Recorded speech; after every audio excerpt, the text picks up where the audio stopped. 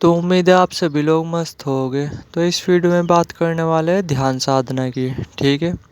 Basically क्या होता है कि जैसे जब हम मेडिटेशन करते हैं ना या ध्यान करते हैं तो पहले तो जो है ना कि थोड़ा सा आदमी का नेचर ही समझ लो। ठीक है। तो हम जो है ना कि एक नंबर के मतलब ही होते हैं अंदर से। ठीक है। कुछ भी चीज़ अगर हम कर रहे होते हैं ना, मैं ये बोला अगर हम भगवान की पूजा भी कर रहे होते हैं ना, जानवरों को भी खाना वगैरह डाल रहे होते हैं, तो उसमें भी जो है ना कहीं हमारा स्वार्थ छुपा होता है। ठीक है। ये बात तो आप एक्सेप्ट करते ही होगे। इस बात पे तो कोई भी दो राय नहीं कि हम अंदर से जो है ना कि बहुत ज़्यादा मतलबी है, बहुत ज़्यादा स्वार्थी है। ठीक है। तो सेम कुछ ऐसा ही ध्यान साधना में होता है कि जैसे जब हम अपनी ध्यान साधना शुरू करते हैं ना, मेडिटेशन स्टार्ट करते हैं। ठीक है। तो सबके जो है ना कि अलग अलग पर्पज होते हैं। किसी का कुछ पर्पज होता है, किसी का कुछ पर्पज होता है। ठीक है। कुछ इस तरीके से, क्योंकि हम कुछ भी चीज़ें कर रहे होते हैं ना, तो हमें वहाँ से कुछ ना कुछ चाहिए होता है। ये बात बिल्कुल फैक्ट है, क्योंकि हम अंदर से काफ़ी ज़्यादा मतलबी है। और सिंपल वर्ड में बोलूँ, थोड़ा मतलबी होना तो बनता भी है, बट ज़्यादा मतलबी हो तो वो थोड़ा सा गलत है। तो थोड़ा सा ना इस हैबिट को थोड़ा सा सुधारने की कोशिश करो। ठीक है। तो क्या होता है कि जैसे ध्यान साधना में जो लोग हैं ना, वो डिफरेंट डिफरेंट स्वार्थ के साथ उतरते हैं। मतलब डिफरेंट डिफरेंट मोटिव के साथ डिफरेंट डिफरेंट उनके गोल होते हैं मेडिटेशन में। और उनके साथ जो है नहीं कि वो मेडिटेशन में उतरते हैं और मेडिटेशन करना जो स्टार्ट करते हैं। ठीक है। तो इस वीडियो में जो है नहीं कि मैं दो कैटेगरी बताने जा रहा हूँ। हो सकता है आप भी उसी कैटेगरी में से हो। तो अगर आप इन दो कैटेगरी पे से हो ना, तो आप मानो या ना मानो, आप एंड में जा करके ना मेडिटेशन में फंसोगे ही। ठीक है। यानी मेडिटेशन है ना, ध्यान साधना, ये आपको फंसाएगी। और आप हद से ज़्यादा जो है ना कि निगेटिव हो सकते हो आगे चल करके। ठीक है। ध्यान साधना में भी आपका मन वगैरह नहीं लगेगा, और प्लस क्या होगा, आप प्रॉब्लम में और फंस जाओगे। ठीक है। तो उम्मीद है अभी आपके बहुत सारी चीज़ें समझ में नहीं आई होगी, बट जैसे जैसे वीडियो आगे बढ़ती जाएगी आपके सब चीज़ें समझ में आती चले जाएगी कि मैं क्या कहना चाहता हूँ। तो अब जो है ना कि उन दो कैटेगरी में के बारे में बातचीत करते हैं। तो फर्स्ट कैटेगरी तो ये है कि जो पावर्स के पीछे भाग रही। ठीक है। मतलब जैसे इस बात की श्योरिटी है कि आप कहीं 100% लिख करके रख लो कि जैसे जब आप ध्यान साधना वगैरह करते हो ना, तो बहुत तरीके की आपके अंदर सुपर नेचुरल पावर अपने आप आने लगती है। ये जो सुपर नेचुरल पावर है ना, ऑलरेडी से हमारे अंदर ही है।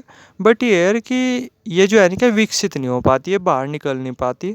लेकिन जैसे जब हम ध्यान साधना करते हैं ना, मेडिटेशन करते हैं, तो ये पावर्स अपने आप बाहर निकलने लगती है। ठीक है।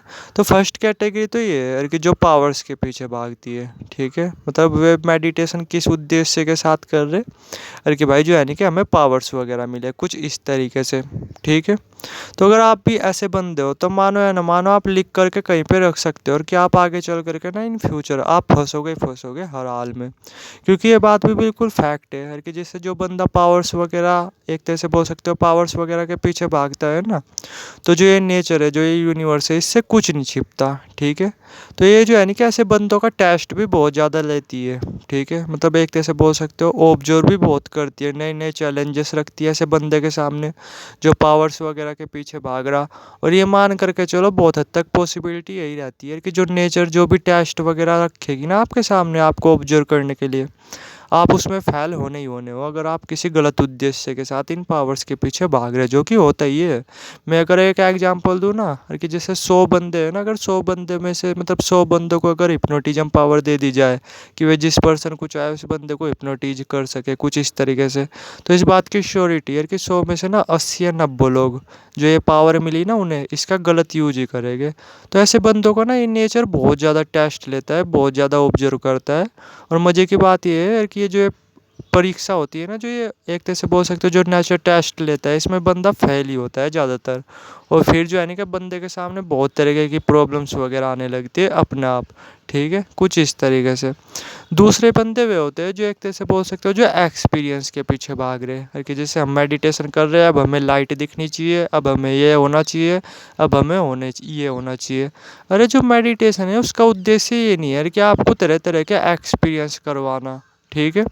आपका मेडिटेशन का जो उद्देश्य है ना, जो मेडिटेशन का खुद ही वो है उद्देश्य है, वो ये है कि आपको एक्सपीरियंसर तक पहुंचाना। और कि आप मतलब एक्सपीरियंस करने वाला एक्चुअली में कौन है, ना कि ये है कि आपको डिफरेंट डिफरेंट एक्सपीरियंस करवाना। तो जो बंदे एक्सपीरियंस के पीछे भागते हैं ना वो भी बहुत ज़्यादा फंसते हैं, उनके सामने भी ना आगे बहुत ज़्यादा प्रॉब्लम आती है ध्यान साधना में, और वे जो है ना कि डिस्टर्ब भी हो सकते हैं।